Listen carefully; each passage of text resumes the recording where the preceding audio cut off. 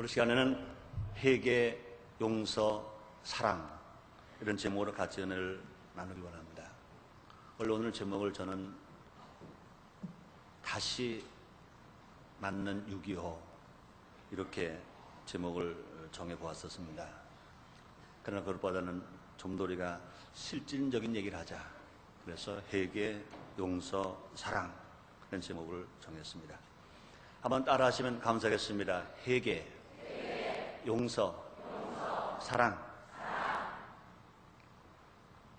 오늘 우리는 45번째 6.25를 맞이했습니다.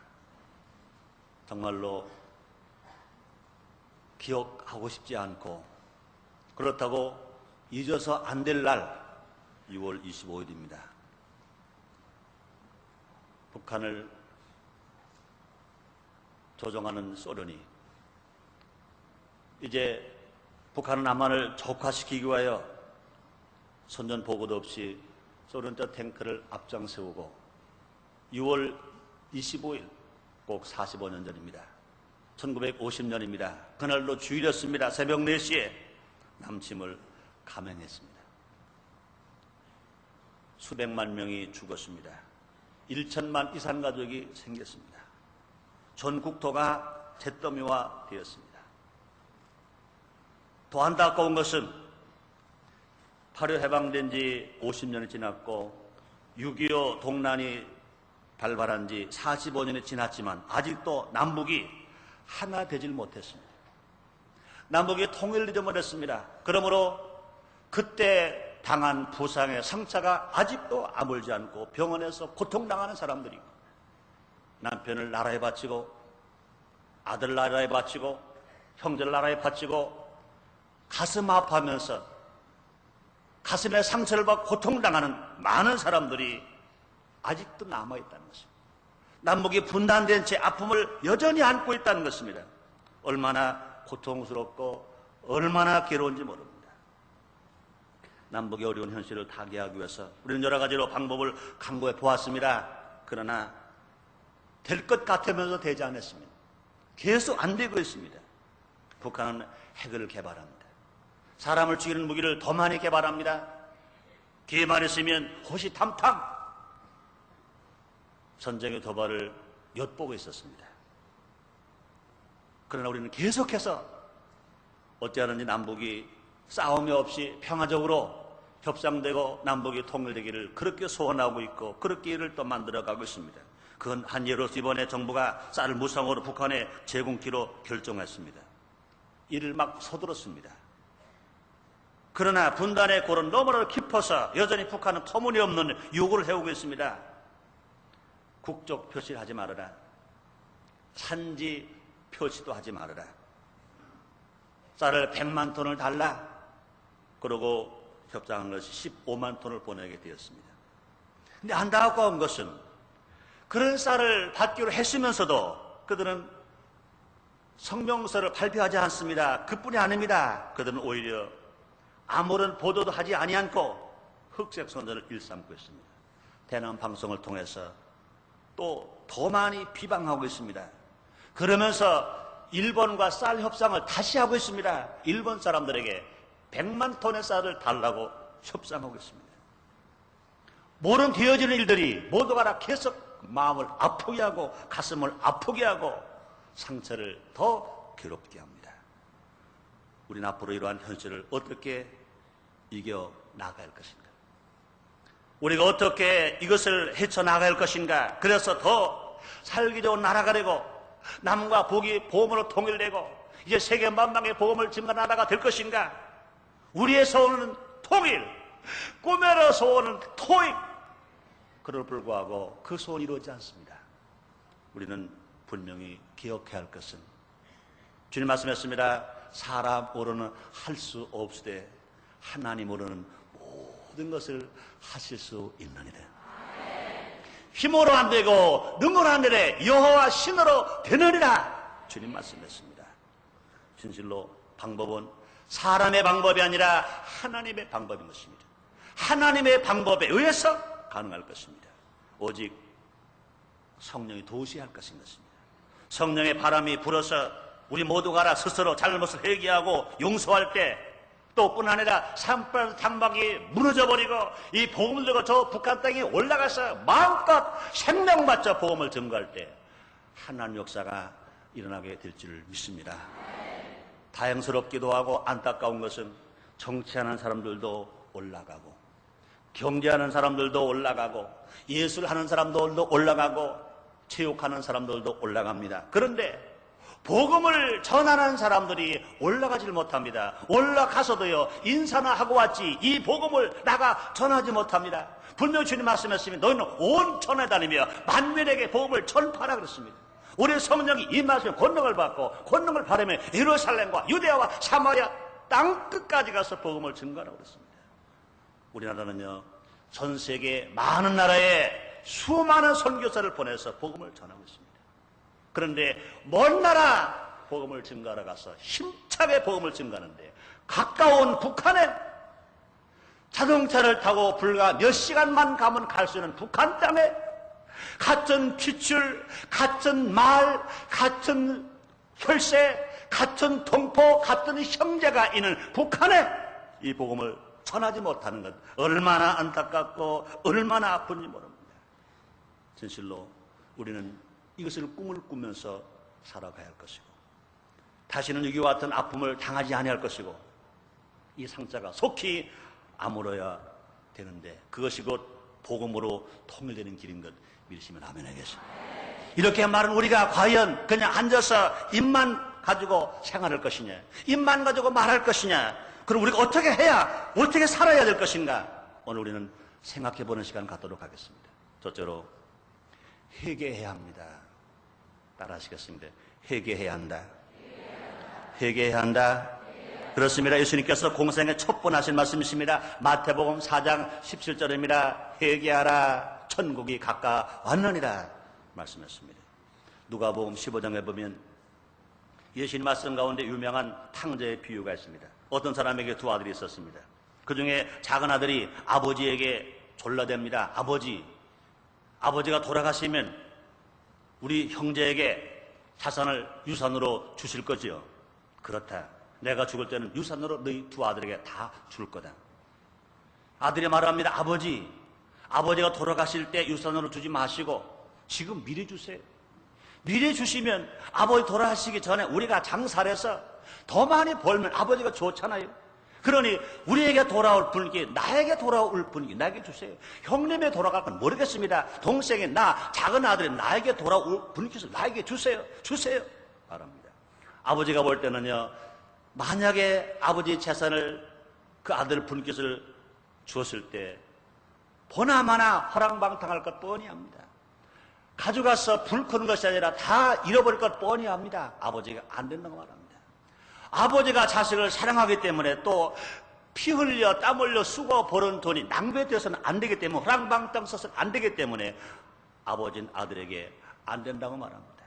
그런데 그 작은 아들은요, 때를 씁니다. 울면 또 밤잠을 안 자면서 때를 씁니다. 아버지, 나에게 돌아올 분께서 나에게 주지 않으면 나는 집 나가겠습니다. 혼자 나가겠습니다. 나는 죽겠습니다. 아버지가 사랑하는 거 아니지 않습니까? 왜 나를 사랑한다면 왜 나에게 올 분께 미리 안 줍니까? 주세요. 아버지가 볼 때는 절대로 주면 안 됩니다. 그러나 자식 이기는 부모가 없다고, 아들 이기는 아버지가 없다고 아들이 워낙 때를 쓰니까 할 수 없이 유산으로 줄 것을 미리 떼어서 주었습니다. 그걸 받은 아들은요, 신이 났습니다. 가자! 내 세상으로 가자! 아버지 영향권 밖으로 가자! 아버지 나라에 있지 말고 세상 나라로 가자! 다른 나라로 가자! 아버지를 떠났습니다. 아버지 나라를 떠났습니다. 아버지 영향권을 떠났습니다. 젊은 사람이 돈이 있으니까 친구가 모입니다. 여자가 모입니다. 허랑방탕한 삶을 삽니다. 돈은 유한한 것입니다. 항상 솟아나온 것이 아닌 것입니다. 얼마 가지 않아서 돈이 다 바닥났습니다. 쓸 수가 없습니다. 돈 떨어지고 나니까 친구가 나갑니다. 그동안 그렇게 자기 가까이 있던 사람들이 하나하나 다 떨어져 나갑니다. 이렇게 했습니다. 그러나 자기 생명이 죽을 수는 없습니다. 배가 고픕니다. 자기 돈 다 썼습니다. 할 수 없이 이제 취직을 하려고 합니다. 그것이 곧 대지를 지는 직업을 선택했습니다. 왜요? 살 수 없으니까, 이제 죽을 수가 없으니까 할 수 없이 되치는 직업을 택했습니다. 그것도요, 얼마 가지 않았습니다. 흉년이 들었습니다. 그 나라에 큰 가뭄이 들었습니다. 그러니 이제 그 직업마저 떨어지게 되었습니다. 돼지가 먹는 주염 열매 맞아 먹을 수 없을 만큼 극한적으로 고통당하고 어렵게 되었습니다. 그때 아들이 이제서 철이 드는 겁니다. 그때 아들이 정신을 차리는 겁니다. 그때 그는 이런 생각이 들었습니다. 내 아버지 집에는 양식이 풍부하다. 일꾼이 먹고 남는 것이 많다. 거기서 아버지와 함께 했으면 나는 절대로 굶어 죽지 않을 것이다. 그러나 나는 이제 죄를 졌다. 아버지 아들이라고는 말할 수 없다. 하나님께 죄를 졌고 아버지께 죄를 졌으니 난 아버지께 돌아가자. 그래서 이제 죄를 용서를 빌자. 그러므로 아들이라고는 감히 내가 욕을 못하더라도 한 품꾼이 하나만 되더라도 내가 굶어 죽진 않지 않겠는가. 아버지께로 돌아가자 하고 돌아갔습니다. 그때 아버지는요, 그 아들을 기다렸습니다. 모르는 재산을 가지고 아버지 품을 떠났고 그 나라 떠났던 그 아들이 언젠가 실패해서 돌아올 걸 뻔히 알았습니다. 왜요? 그 작은 아들의 성품을 아버지가 너무나 잘 알아요. 실패하고 돌아올 걸 알았습니다. 그러나 사랑 많으신 아버지는 기다리는 겁니다. 이놈이 곧올 때가 되는데, 인도는 다 떨어질 때가 되는데, 거지가 되어 돌아올 때가 되는데, 그러고 동고밖에서 기다리는데 아니나 다를까 거렁매가 되어가지고 그렇게 큰 소리 치고 나갔던 아들이 돌아오는 겁니다. 돌아온 아들은 그분이 아버지인지 몰랐어요. 그러나 아버지는 아들을 먼저 알았습니다. 달려가서 그를 측은히 여기고 또 그에게 입을 맞춥니다. 그러고 하인들에게 말합니다. 어서 가서 좋은 옷을 갖다가 아들에게 입혀라. 손에 가락지를 끼워라. 발에 새신을 신겨라. 그러고 살찐 송아지를 잡아라. 내 아들이 죽었다가 살아왔다. 내가 잃었다가 다시 찾았다. 그냥 기쁘다. 잔치를 벌라라. 해결은 버리는 것입니다. 잘못을 철저히 뉘우치고 다시 돌아오는 것입니다. 아버지를 떠난 자가 아버지께 돌아오는 겁니다. 하나님을 떠난 자가 하나님께로 돌아오는 것입니다. 우리가 하나님 앞에 지은 모든 죄를 회개하고 하나님 아버지 앞으로 돌아오면 긍휼이 많으신 하나님께서 우리 죄를 용서해 주시고 우리를 기쁘게 맞이해 주시는 것 믿으시면 아멘 하겠습니다. 그분이 아닙니다. 또한 회개는요, 자기의 죄를 철저히 인정하고 통회하는 것입니다. 내가 지은 죄를 변명하는 게 아닙니다. 내가 지은 죄를 감추는 게 아닙니다. 나는 죄를 졌습니다. 나는 회개합니다. 통회하고 자복하는 것, 이것이 회개인 것입니다. 예수님께서는요, 누가복음 18장에서 다음과 같은 비유를 말씀하셨습니다. 두 사람이 기도하러 성전에 올라갔습니다. 하나는 바리새인이요, 하나는 세리였습니다. 바리새인은 서서 따로 기도하며 말합니다. 하나님이여, 나는 다른 사람들을 곧 도색하지도 않고 불의하지도 않았고 간음하지도 않았습니다. 이 세리와 같지 아니합니다. 그렇게 하나님 감사합니다. 또다시 그렇게 말합니다. 나는 주일에 한 주일에 2번씩 금식했습니다. 내 소득의 11조를 드렸습니다. 그러나 그는 회개하지 않았습니다. 자기는 의로운 것만 나타냈습니다. 그러나 세리는 멀리 서서 감히 눈을 들어 하늘로 보지도 못하면서 다만 가슴을 치면서 말합니다. 하나님이여, 불쌍히 여기옵소서. 나는 죄인으로서이다. 나는 죄인입니다. 나는 잘못한 게 너무나 많습니다. 하나님으로 얼굴을 들을 수도 없습니다. 난 무엇인가 그 요구할 것도 없습니다. 나는 잘못한 게 너무나 많습니다. 그는 회개했습니다. 그때 예수님이 말씀하십니다. 잘했다고 자랑하는 사람보다, 잘했다고 교만한 사람보다, 잘했다고 남을 멸시하는 사람보다 죄를 짓고 회개하는 사람이 진실로 하나님이 받으시는 기도라는 것입니다. 너무나 많은 사람들이 죄를 짓고 회개하지 않습니다. 우리 주님 땅에 의인을 찾으러 오신 것이 아니라 죄인을 찾아 회개시켜 의인되게 하시러 우리 주님 땅에 오신 것입니다.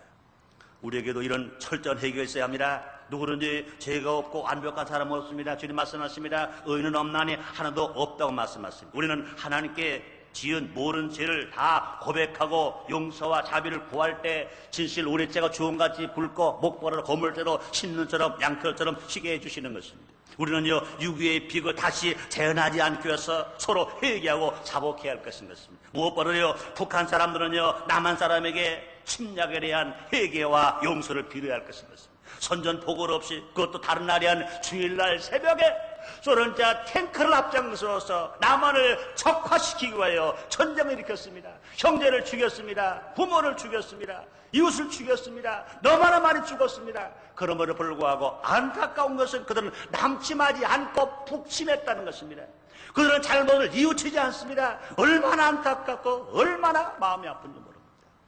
우리가 할 일이 무엇이냐? 그들이 회개하도록 우리는 하나님 앞에 기도할 것입니다. 하나님 아버지, 북한 동포, 내 동포여, 내 민족이여, 나와 한 핏줄입니다. 그런데 그런 흉악한 죄를 짓고 남침의 죄를 짓고도 그들은 회개하지 않습니다. 그들 하나님께 돌아오지 않습니다. 하나님 아버지, 그들을 불쌍히 보시옵소서.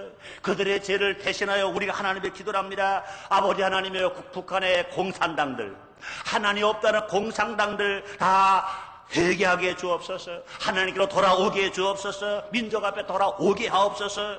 우리는 기도하는 삶을 살아갈 것 믿으시기를 바랍니다. 안타깝습니다.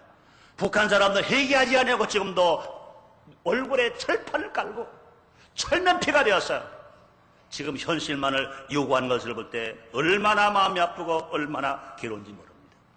그것뿐이 아닌 것이 우리 현실의 생활에서도 마찬가지인 것입니다. 우리가 가정생활을 하든지 사회생활을 하든지 직장생활을 하든지 사회에서 할 때 우리는 죄 없이 죄 안 지고 살아는 아무도 없는 것입니다.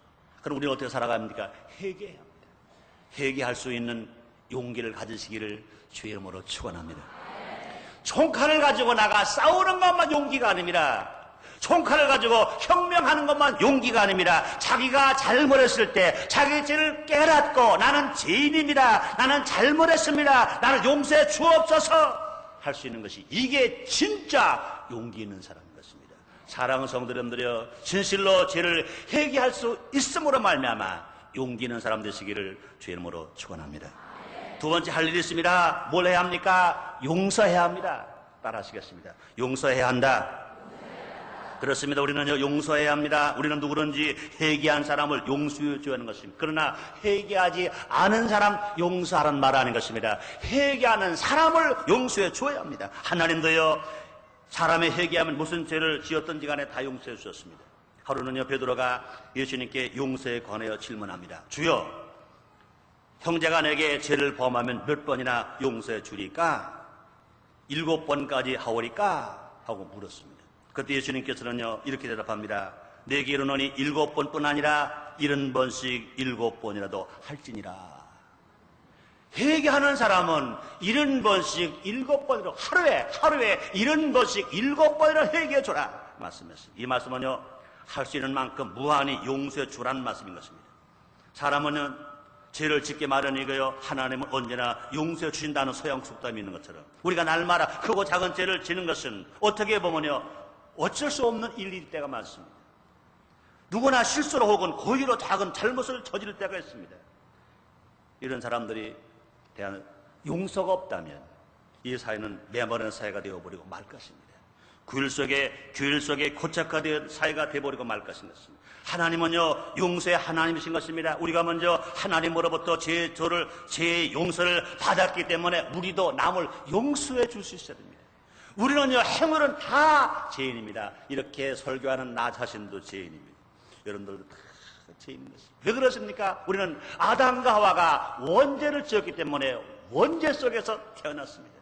부모님의 죄 속에 태어났습니다. 죄악 세상에 살면서 우리는 죄를 물 마시듯이 밥을 먹듯이 우리가 마시고 먹고 살아왔던 것입니다. 그러므로 의인은 아무도 없습니다. 그런데 우리는요, 얼마나 감사합니까? 하나님의 사랑과 예수님의 은혜와 성령의 도우심으로 말미암아 우리가 하나님으로부터 용서함 받고 예수를 믿어서 하나님 아들 되어서 하나님을 아버지로 부르게 됐습니다. 이젠 우리는 죄인이 아닙니다. 용서받은 의인인 것입니다. 행함으로는 죄인이지만 우리가 용서받은 의인인 것입니다. 그러므로 용서받은 의인이 된 우리들이 어떻게 살아가야 합니까? 우리들도요, 남을 용서해주며 살아가야 할 것인 것입니다. 너희가 각각 중심으로 형제를 용서하지 않으면 내 천부께서도 너희에게 이와 같이 하시리라 예수님께서 말씀하셨습니다. 예수님은요, 하나님을 용서하는 사람으로 비유해서 우리에게 소개해주고 계신 것이었습니다. 사랑의 하나님, 진실로 우리를 용서해 주셨습니다. 우리는 다 용서받은 사람들입니다. 그러므로 우리들도 용서해 줘야 할 것인 것입니다. 우리는 악한 종과 같이 되어서는 안 됩니다. 우리는요, 율법으로는 죽을 수밖에 없는 죄인이었습니다. 그러나 하나님께서 대속자 예수를 보내주셔서 우리를 대신하여 죽게 하시고 우리의 모든 흉악하고 더러운 죄를 용서해 주셨습니다. 이러므로 우리는 용서받은 의인들입니다. 이제 우리가 살 일이 뭐냐? 용서를 실천해 줘야 됩니다. 우리는 북한의 사람들이 우리에게 아픔을 줬고 우리의 생명을 뺏어갔고 남편을 뺏어가고 아들을 뺏어가고 아버지를 뺏어갔다 하더라도 그들이 잘못했다고 용서를 빌면, 그들이 잘못했다고 회개하면 우리는 다 넓은 가슴을 가지고 다 용서해주고 품어줘야 할 것입니다. 실실로 사랑 성도님들여, 용서할 수 있는 큰 가슴을 갖게 되시기를 주님의 이름으로 축원합니다. 주의 이름으로 축원합니다. 우리 용서 바른 사람들입니다. 용서해야 될 것입니다. 그 다음에 세 번째 우리가 할 일이 무엇입니까? 사랑해야 합니다. 한번 따라 하시겠습니다. 사랑해야 한다. 사랑해야 한다. 그렇습니다. 기독교 신앙은 사랑의 종교인 것입니다. 사랑의 신앙인 것입니다. 믿음, 소망, 사랑, 이 세 가지 항상 있을 것인데 그 중에 제일은 사랑이라고 그랬습니다. 사랑은 무엇입니까? 용서가 소극적인 태도라면 사랑은 적극적인 태도인 것입니다. 단순한 용서에서 그치지 않고 적극적인 사랑의 실천으로 나아간다면 이 사회는 더욱 살기 좋은 사회가 될 것이고 이 나라는 더욱 정의와 평화가 넘치는 나라가 될 것입니다. 많은 사람들이 사랑을 말합니다. 사랑해야 한다고 말합니다. 그러나 사랑하지 않습니다. 사랑은 희생에 따르는 것입니다. 사랑은 용서가 따라야 될 것입니다. 어떤 부자에게 아들 삼형제가 있었습니다. 이 집에는 대대로 내려오는 귀한 가보가 있었는데 아버지가 그 세 아들에게 말합니다. 가장 선한 일을 하고 돌아오는 아들에게 내 집에 오는 이 대대로 물려온 이 가보를 주겠다. 그래서 아들 셋을 선한 일을 하고 오라고 내보냈습니다. 몇 년이 지나갔습니다. 오랜 세월이 지나갔습니다. 세 아들이 다 왔습니다.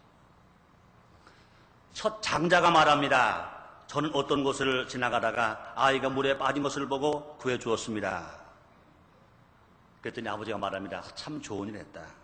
그 다음에 둘째가 말합니다. 저는 어떤 곳을 지나가다가 어린아이가 모닥불 속으로 기어 들어간 것을 보고 그가 죽을까봐 속히 건져줬습니다. 아버지가 말합니다. 너도 참 좋은 일을 했다. 셋째 아들이 보고합니다. 저는 어떠한 길을 가다가 산비탈 가는데 그곳 낭떠러지 위에서 내가 제일 미워하는 원수가 위험한 곳에서 잠을 자고 있었습니다. 낭떠러지에 그 몸이 반만 굴러도 낭떠러지 그냥 떨어져 죽습니다. 그 사람이 다른 사람이야. 내가 제일 미워한 원수였었습니다. 그런데 그냥 두면 떨어져 죽을 것 같아서 순간은 참 잘됐다 그런 생각이 들었으나 아니다. 원수라도 저렇게 죽으면 안 되겠다. 그러고 그를 깨워서 그를 살려주었습니다. 그랬더니 아버지가 그렇다. 큰 아들도 잘했지만 그 누구나 할 수 있는 일이다.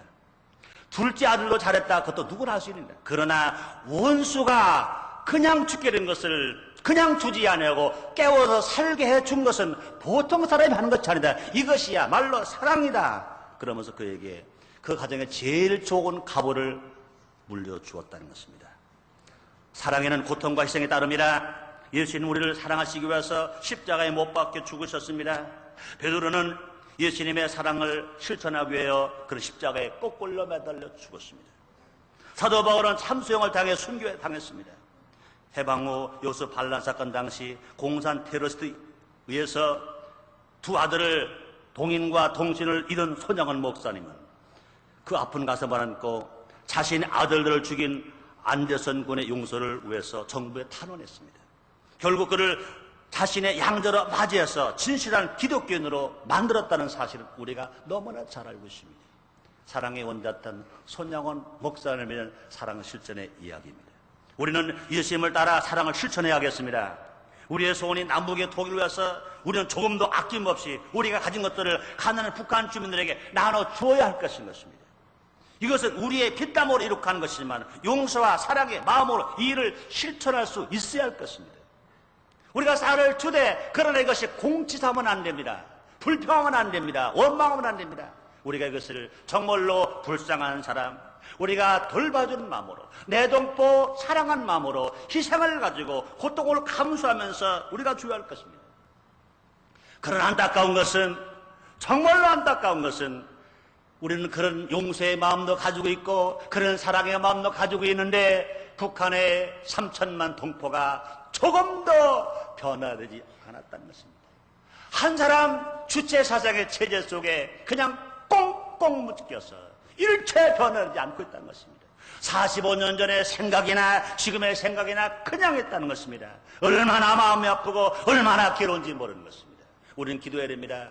북한의 공산당들, 북한의 3천만 동포가 깨어서 회개하고 주께로 돌아오고 민족 앞으로 돌아오게 하고, 우리들이 가슴을 넓게 열어서 그들이 회개하고 돌아올 때 조금 더 책하지 않고 용서해주고 사랑한 마음으로 살아갈 때 진실로 개인이 살고 가정이 살고 민족이 살고 하나님의 영광이 나타나게 될 줄 믿습니다. 우리는 45번째 6.25 날을 맞이했습니다. 6.25는 잊을래야 잊을 수 없는 날, 또 잊어서 또 안 될 날. 우리는 상처가 너무나 큽니다. 육신의 상처를 당한 사람도 있고 마음의 상처를 당한 사람도 있습니다. 그것이 풀어지는 그날 언제입니까? 남북이 복음으로 통일되는 날, 38선 장막이 무너지는 날, 남북한 7천만 동포가 서로 예수 안에서 하나님 안에서 회개하고 용서하고 사랑할 때 그러므로 상처가 봄눈 녹듯이 다 녹아버리고 기쁨으로 올산 날이 오게 될 줄 믿습니다. 우리 모두 회개합시다. 우리 모두 용서합시다. 우리 모두 사랑합시다. 좋은 일이 일어날 겁니다. 기도하겠습니다. 하나님 아버지 감사합니다. 45번째 6.25를 또 맞이했습니다. 아직도 남북은 분단되어 있습니다. 육신의 상처가 그냥 있으며 마음의 상처가 그냥 있습니다. 주님, 오늘 다시 맞은 6.25를 당해서 회개, 용서, 사랑 생각해 보았습니다. 회개할 사람 회개해야 하고, 용서할 사람 용서해야 하고, 사랑할 사람 사랑해야 합니다. 힘을 안 되고 능을 안 되되 여호와신 어린다고 하신 주님, 우리 모두 다 회개하고 용서하고 사랑할 수 있게 해 주옵소서. 예수님의 이름으로 기도드립니다. 아멘.